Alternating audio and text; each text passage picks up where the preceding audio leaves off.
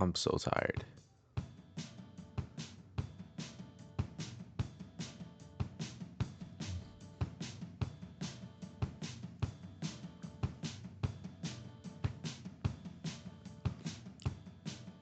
I'm not even gonna lie. I think we might cut out the the sound of the intro music. Um, but hi, welcome back to another episode of Prairie Avenue. Um, Feels weird to be back, 100%. Like I've like not fully committed myself as I move my microphone. Um, no, I haven't really committed myself to this as much as I would have liked. The last episode I thought I was going to drop was back in October. Even the production right now uh, looks like crap. Like my head's kind of out of the. Had to lower my seat, but um, it's been fun. These past few months, it's kind of been a little hectic, a little chaotic. Just a lot going on. Um, both in the world of sports, but also as to what I'm trying to do for my career. And this is, I think, a big step. I think it was a great idea. I think this whole thing is adorable. It's cute. And I'm still trying to carry on with it. But, um, it's very difficult to do it on your own, be a one man show. I don't know how I did it for a little bit. And I think going into the new year, I 100% believe that I'm going to be a little more energetic towards it. So I don't think I'm going to be like stressed out. I'm ready to take on the new year. I think I'm on my break. So let's just take this back, okay? Right now, um, I work for a company named Saffron, and basically we have like this whole Christmas shutdown. I don't go back to work till Thursday. It's currently Sunday, December 29th. To be 100% honest with you, I might take off Thursday and Friday just to like grow my break. I don't feel like I need to go back, but we'll see. We'll see how it goes. Point is, I've been on break for some time now. Let's see. Today we are on the 29th. I went on break starting last. Dang, it's already been a week. So that my last day was the 20th, that Friday. So it's been already almost 2 weeks. The break's almost over, which kind of sucks. I do feel like it's kind of what most of the employees kind of look forward to. I work on the shop floor, so that's kind of where everyone's really like, okay, we're gonna wait for this break. This is kind of what we work for. Our 2 weeks off, where we get it paid, and you get to go on vacation, do whatever you want, but really be at home, be with your family for the holidays, not have to worry about going to work the next morning. So um, it's slowly but surely getting easier on me. And I know I don't want to bombard everyone with this. I think everyone that tunes in is like, hey, we're here to listen, and we'll get there. We'll get to the sports section, but I think it's important to talk about why I haven't been active. Um, but yeah, like finally, it just feels like I'm reaching a point where a 6 to 2:30 shift doesn't feel like I'm stressing out about it. I've been getting raises, so I don't feel like I have to work overtime.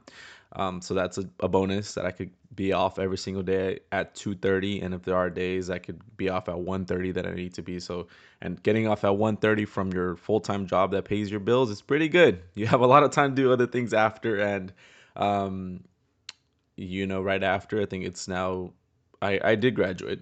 So I graduated with a bachelor's in history. And now I'm trying to go back to get my master's in communications. And it's exciting to know like that's what I want to do.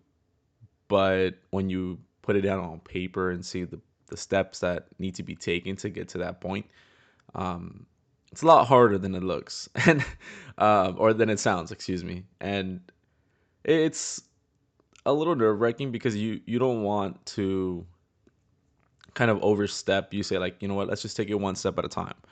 Um, and that's why I realized, people that get master's degrees, don't typically get them until they're 28. Like a lot older, and even going into your 30s, because it takes time to get to do something like that, especially when you're trying to build up your career and find your way through things. So, um, that's what I've been trying to focus on, I think, for the past month. But really, I guess the bigger news as to why I died. October was my final month living in Inglewood, California. And if you've seen other videos and stuff, you can kind of tell this is not my room. Um, well, it is my room now, but it's not my room. It's not the old studio place back in Inglewood, California, right across the street from SoFi. I miss it so much. Um, just going on my runs, like early morning runs, like why not? Let's just go on a run real quick on a weekend, or even in the evening time. You can run through the lake there at SoFi Stadium, go through the parking lot, go to Darby Park. Um, yeah, man, I miss it, but it kind of sucks. But hey, we had to do it to do. We had to do what we had to do, and I moved to Hawthorne, California. So now I'm Hawthorne, um, living in a nice little back crib, paying a lot less in rent. Got a roommate. Um, so I'm saving myself almost $500 on rent. With the utilities and everything, it just feels nice to like, okay, we can kind of cut that off. So it's a lot more money I'm saving, so it feels good. But it definitely helps out with the whole idea of like, I used to work to 3:30 every day because I'm stressing out about overtime, have to make my money. But now it kind of gives me a chance to take a step back and focus on other things. And that 1 hour or 2 hours off earlier can really change everything. So, um, yeah, so we're back in Hawthorne. So it feels really cool. This is like, I think, my ninth or 10th different like home, which is kind of crazy to think about, like how many times I've really moved growing up. Um, but hey, we're freaking here. This is my own, so obviously I'm like, it's all my own whole thing, and it's sick. We'll probably give a tour one day. I have a vlogging camera that I'm trying to get all set up. I've had it for some time, so maybe the quality on this can like skyrocket. But point is, yeah, we're back. We're finally getting everything. My bed and everything's still messed up. We have some packages that we gotta sort out over there. But for the time being, we are in a good place to start recording, start making edits, start making Instagram posts again. It just felt like for the longest I was no computer, struggling with this, trying to finish that. Um, but now we're back in full motion. Uh, as to what else are you doing off screen? So besides trying to focus on OR Sports Media, also publish the actual website. So I do some writings and stuff up there. I got to do it more often. Practice makes perfect. So this is the only way I could possibly put it out there. Um, the other idea is also possibly bringing in employees, freelance writers that also just want to help me out, help me publish things, and we are like on Google search index, so everything that you do put actually goes out there. So, um, point is, hey, we're back. Um, we are still commentating at Hope International, so we start next week. I've already been there for 1 year, which is crazy. But 1 year, year number one as a commentator has been marked off. We are now starting season number two, going into basketball, and I'm feeling a lot better than I did last year, that's for sure. Um, but season number two is done. We also have baseball coming up. We just won the NAA World Series, so that's a pretty big deal, to be a commentator for that specific team. So people will be tuned into those broadcasts and wanting to watch. So really exciting. I'll be doing that. Um, Also still working with Los Angeles Force. We start up probably around January again. That's when the transfer window opens. So we start purchasing players. Have some open trial to see if anybody we scout or anybody that we see would make the first team. So that's also on the way. And then we start season just around March, April. U.S. Open Cup starts for Division Three professional soccer. So going in with there, trying to reach out to other teams. Um, Stuff is going. So we're doing something right.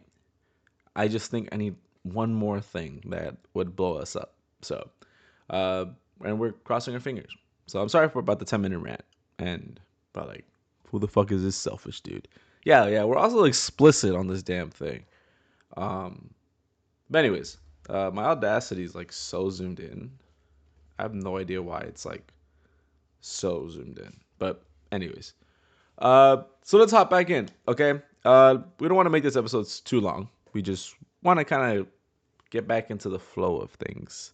Um, but for sure, let's start with this because it's happened almost 2 months ago now. In just a few days will be 2 months. The Los Angeles Dodgers are your World Series for 2024 champions. Freaking phrase that the worst I possibly could. Wearing the sweater, wearing the hoodie, you can see it on the YouTube. Man, that's insane. Uh, was I screaming yes? Did I have the best experience watching them win? No, I was watching on my phone because I was too busy building shit for my new crib.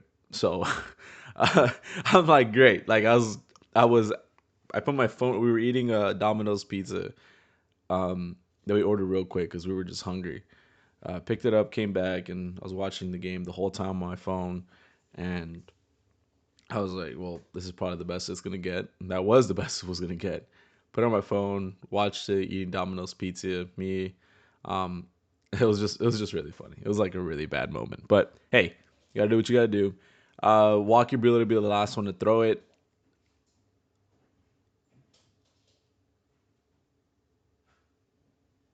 I feel like I heard like some kind of gunshot. That was strange.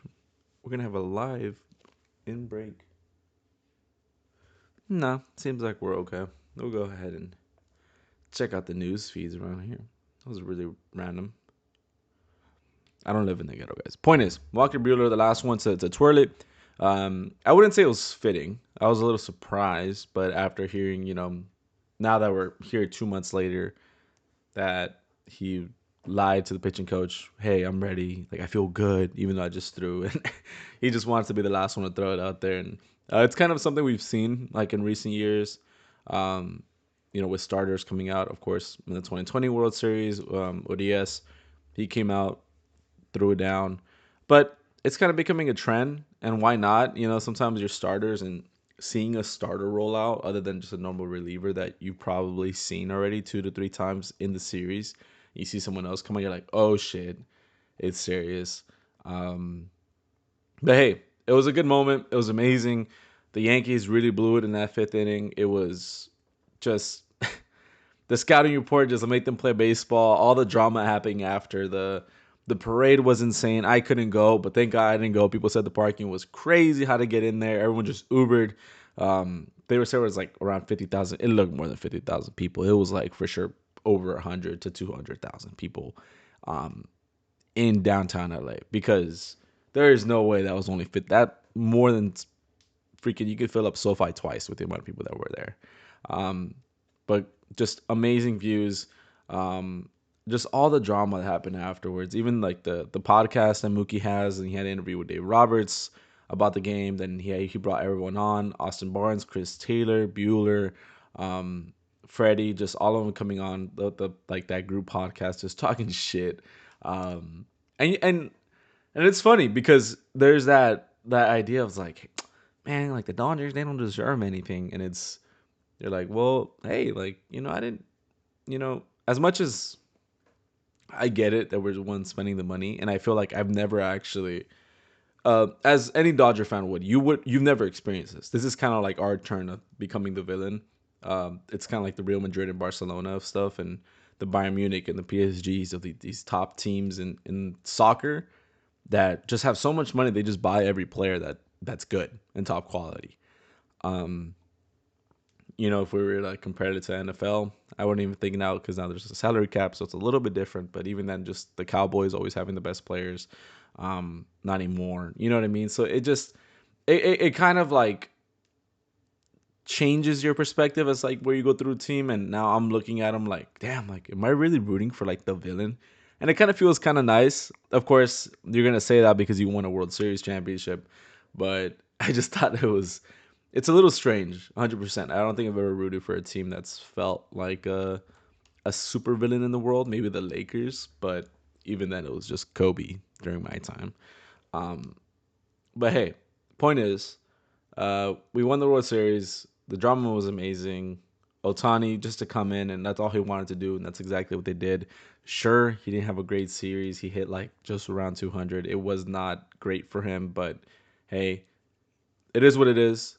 first year of the 10-year contract. He wins the World Series, and I mean, I wouldn't say it was worth it, but that $700 million contract is pretty worth it to get a World Series and to see the crowd, to see the city just light up like that for the Dodgers. Um, it was amazing. So shout out to the Dodgers, they did amazing. As for the other side of the Angels, and we'll probably have to make a whole another episode too because we've already started free agency and we could discuss all those moves in the future. But the Angels just had, I think, their worst season in history of Angels, in Angels timeline here in Los Angeles. That was so bad. Had their worst season in Angels history. Uh, there was like 90 wins, 90 losses, excuse me. So they really did not have the year they wanted, especially after adding Ron Washington to be their head coach. Signing some players, but at the same time, it was just the same team from 2023 going into 2024. And now, even looking for some signings that we've seen already, it just, they aren't signings that are going to pop off at you. I could just name them at the top of my head.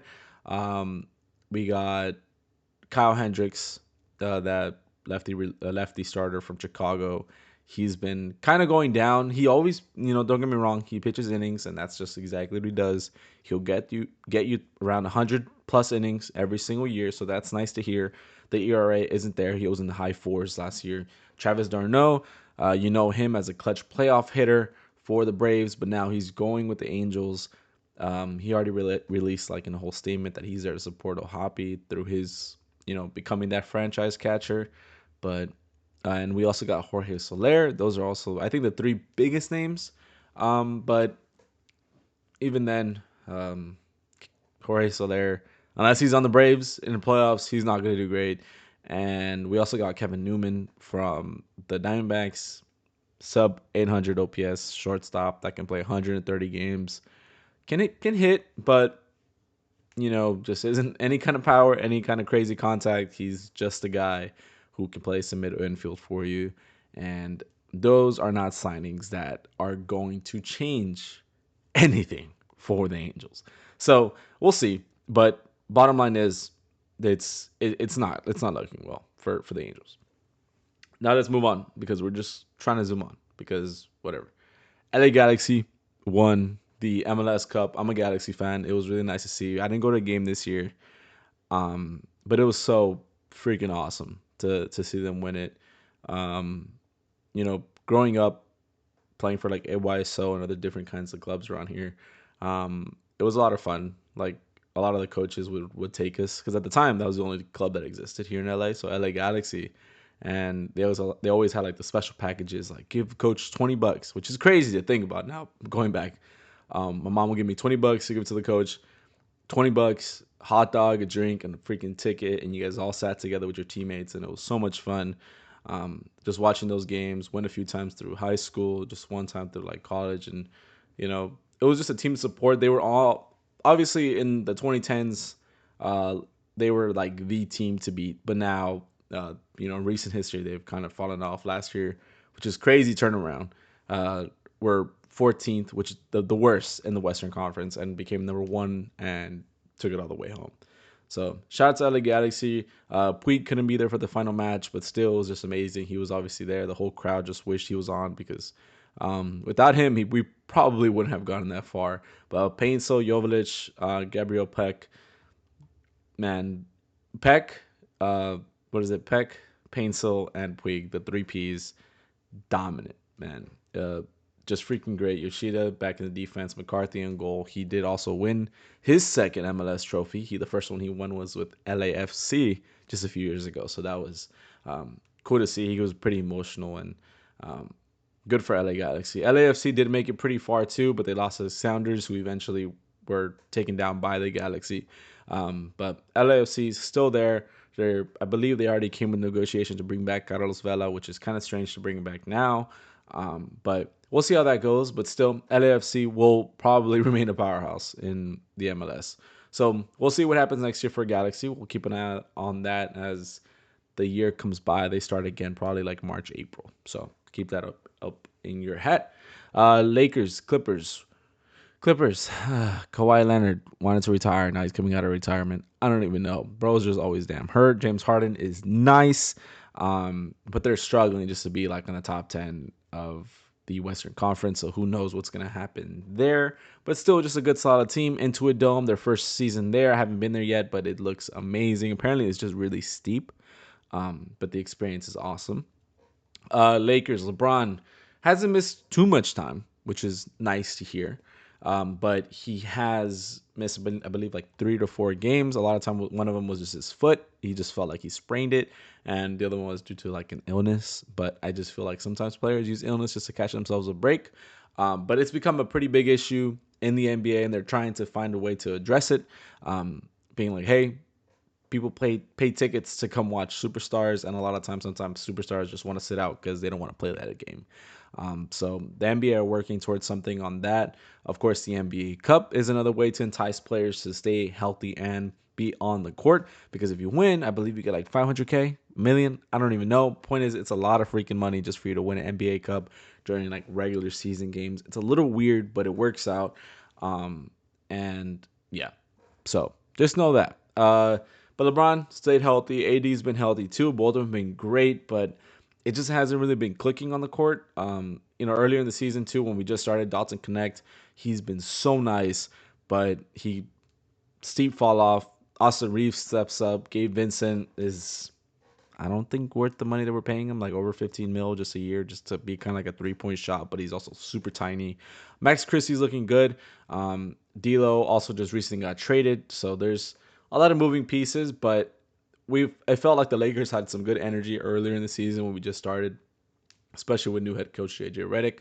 But you know, he's it's a long season. We still got time to go. We're barely like at the halfway point. So we'll see for the second half what happens and who kind of steps up. Let's go on to hockey. LA Kings, pretty decent as always. They're always gonna be like up there in the top 5 of the Western Conference. Anaheim Ducks, always the opposite. Kopitar, I believe he's missed some time, if I'm not mistaken, but still just a good amount of players all around, just helping out, just scoring it in. They've had like a good amount of wins this year. I believe the only crazy stat for them is that all their games that go into overtime, which if you don't know anything about hockey, they don't tie like in baseball. But instead of baseball going just to extra innings to see who wins, if you tie by the end of regulation of just regular the three periods, you both get a point already for tying, but whoever ends up actually winning in overtime gets the full 3 points and the other person just gets one. So in a way, if you tie through regulation, you still get your point, but you actually have a chance to get three. So it's pretty sick. But the crazy stat for LA Kings is that they were actually owned 5 in overtime. So they recently won their first overtime game, I believe, against the Sabres. So that was nice. Anaheim, just Google Anaheim and you're gonna be like, wow, okay, whatever. And let's tie it all up with the NFL, which is probably my second favorite or maybe the favorite. I don't know because I don't have much Dodgers shit in front of me. It's just Justin Turner. There's Justin Turner again over there, and then I have some more, but it's just Aaron Donald and Rams all in front of me. I wish you guys can see, but it's literally all LA Rams. But the Rams, let's start with the Chargers because let's finish off with the Rams. But and I know I'm just going, but we're going. We're just trying to give a quick update. Chargers clinched their first playoff game since 2022. Doesn't feel that long ago, but that game was just atrocious.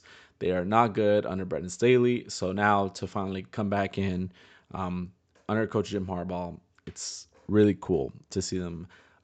Justin Herbert's been amazing. Of course, he's just a tough quarterback, dude. Like he can be hurt, but he just wants to play out there. He's so quiet, and honestly, I couldn't have picked. I don't think the Chargers could have picked anybody better to replace. I wouldn't say replace, but once Philip Rivers retired, to like get Justin Herbert quiet, but like at the same time has some attitude and yeah. But he doesn't have weapons, which is kind of impressive to see what he can do without having top names and top talent around him. J.K. Dobbins and Gus Edwards are his running backs. They aren't great, but the offensive line is pretty okay. Rashawn Slater, the left tackle, and the right tackle, Joe Alt, both of them just been outstanding. So those edges are kind of like there. I forgot the name of the center, but he's also new. And then the guards have also been hurt here and there, so it's kind of just been an issue. But still, those two running backs both came from Baltimore, aren't the best, but um, they get the job done. J.K. Dobbins is a speedster. Gus Edwards a big guy who could just shove it down your throat. Whoa.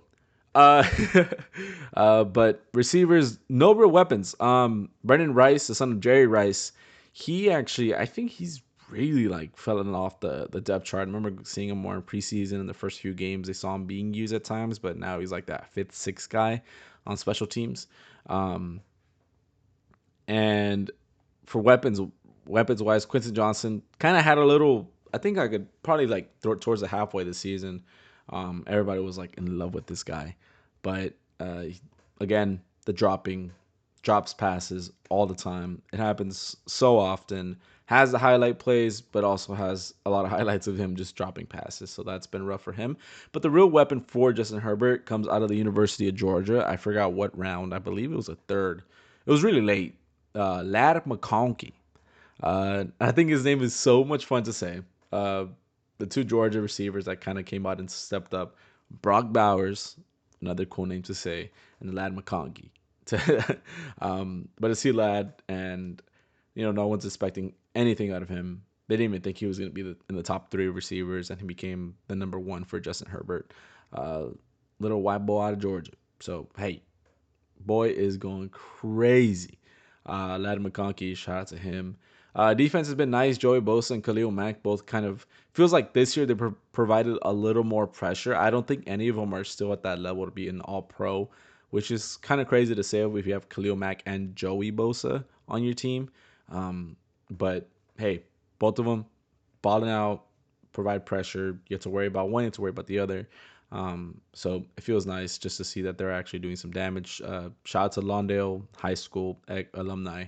I'm gonna mispronounce the shit out of it. Tui Tulipulotu. Nope, I did that perfectly. He's also been balling out, so that's pretty nice. Outside linebacker. He does well sometimes in coverages as well. He covers the run extremely well. I feel like that's just one of his strong suits of the game. He can stop the run, stuff him, or he can actually cover outside zones. So nice to see him as an outside linebacker in the NFL. Derwin James been amazing. So the Chargers are there. Like if they were to play the Rams today, I think it's pretty even. But I think more people would probably take the Chargers, um, just based on momentum. But maybe the Rams also have some momentum too. So who knows? By the way, Chargers, good team. Can't wait to see them in the playoffs. See what they do. They're going to be a wild card team because, of course, the Chiefs are the number one in the AFC West. Now let's move on to my favorite team, the Los Angeles Rams, as we try to tie this up very quickly. Uh, Rams, 5-game winning streak, balling out. Started against in that win against the Bills. Amazing game. I remember watching it. It was like 40, what is it? 43-40, or it was like a crazy score line. 80 points scored in total. 80 plus points scored in total in that game. It was a lot of fun to watch. Held down Josh Allen. We needed that win. If we didn't win, it would just been a little bit tougher for us to really guarantee playoffs, but securing that difficult win and now having for the rest of the schedule just made it a lot easier. Took down the Jets, and we just took down the Cardinals. So that feels amazing as well. That will happen yesterday, and now the Rams have a pretty good chance of making the playoffs this year in a wild card. Not wild card, but being division champions. That will be one as well. So the Rams next week, I believe January 5th would be the day. I don't know if we would play that Saturday and January 4th, but they most definitely would want to make it a primetime game. Possibly be a winner takes all. Um, Seahawks Rams. Whoever wins gets the freaking crown of the NFC West, which is insane. That we're gonna have to run down to that. But hey, Matthew Stafford, he's been on a little bit of a dud. The last 3 to 4 games, I think they think 4 games, and then most in the recent 4 games, he's thrown for under 200 yards. I think the last game against the Jets, he had like 89 passer rating. He only threw for like 110 yards and interception. Was not a good game. Really hard to watch, but we need to get the dub and just give it away to Kyron Williams. He's been amazing. Blake Corum, the running back out of Michigan, you should know his name a lot if you follow college football. Him and JJ McCarthy won the national championship last year in 2020. They won in 2024, but the 2023-24 season, you know how that works because they play in New Year's or whatever. Point is, you should know his name, Blake Corum, third round draft pick. Love him. I don't think we use him as much as we should, but Kyron is just has that stamina where he just keeps on going. But when Kyron is out and Corum steps up, he makes some plays. Yesterday, Corum had one handoff, dude. He cut to the left and basically ran around the whole offensive line to still get a gain of like 8 yards. But he's just so quick, so good with his feet. I really want the Rams to keep him for some time. I do think if Kyron, which at one point had an injury bug issue, not last year but the year before that, hey, like Corum is a good replacement and someone that could step up and you won't feel like you lost a guy. So Cooper Kupp also been on a down, less than 40 yards in the past 5 games, has not been good. I wouldn't even say he's been good because NFL analysts are going to go ahead and say, he has not been like himself. And it's also Matthew Stafford hasn't been great. So don't expect Cooper Kupp to be receiving anything. Every time Stafford throws the damn ball, it's going to Puka Nacua. So, cut Kupp some slap. Nope, cut Kupp some slack.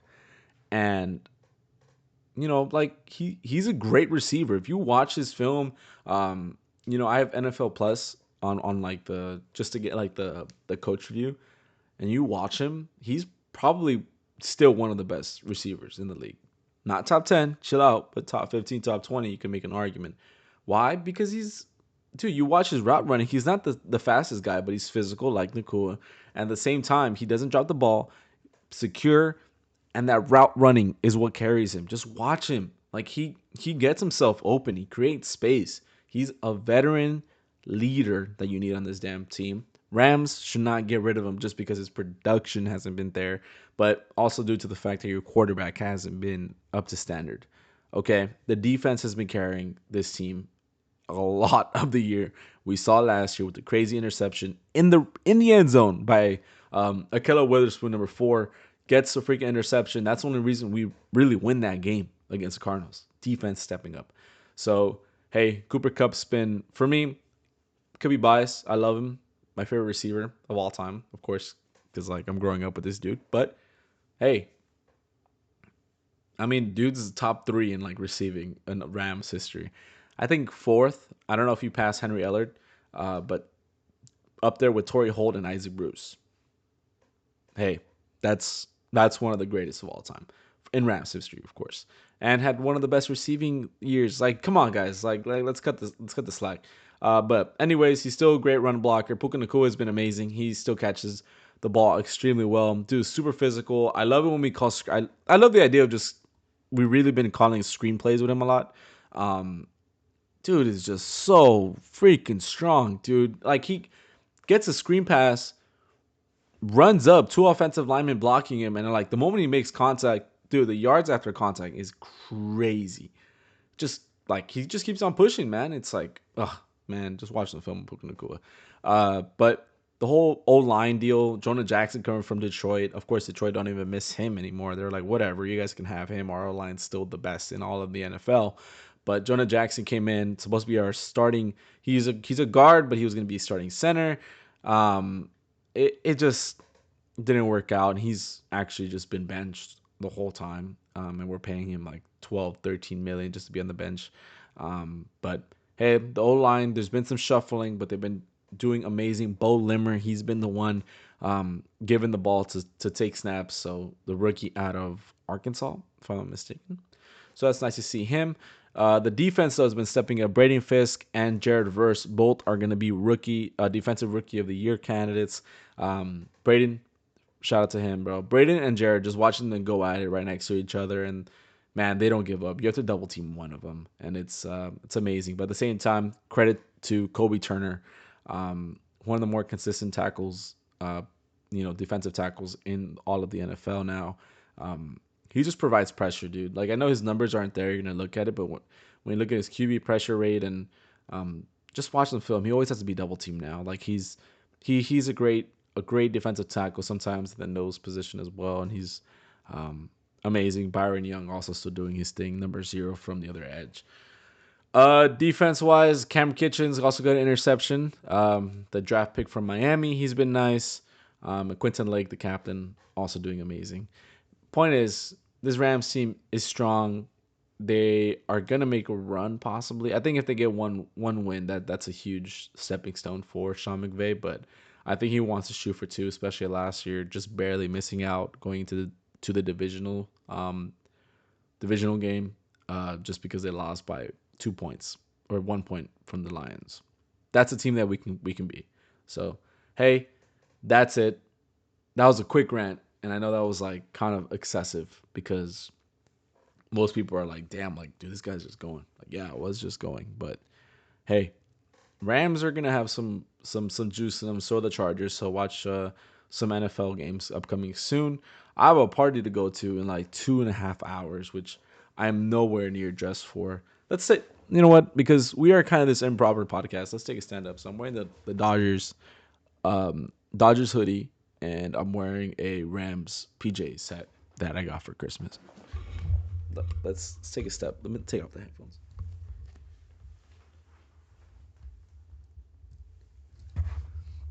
If you guys want to see that, just go on the YouTube, and then you can go ahead and take a look at that. So, um, yeah, guys, we're gonna try to be more consistent. We say that every single time, and it's funny. I think I was being a little hard on myself because I was just shooting for like an episode every week or every other week, and I was doing a great job being on that. But now I'm like trying to be consistent. Like, don't freaking make an episode every month or two, and it's been two. So, um, either way, thank you guys so much. I know we kind of just updated it, but we'll go back into segments and we'll have our whole rhythm going in the future. So either way, appreciate you guys. We'll see you guys on the next episode. I'll look more presentable because it looks like I just woke up. So um, yeah. But thank you so much for listening to another episode of Prairie Avenue, a division under LR Sports Media. We're gonna also be recording more gaming stuff too, just to put that on the YouTube. Because why not? Because sometimes I game for fun for like an hour. Why not just put it out there and see what happens? All right, guys, appreciate it, and we'll see you possibly in the next upcoming week.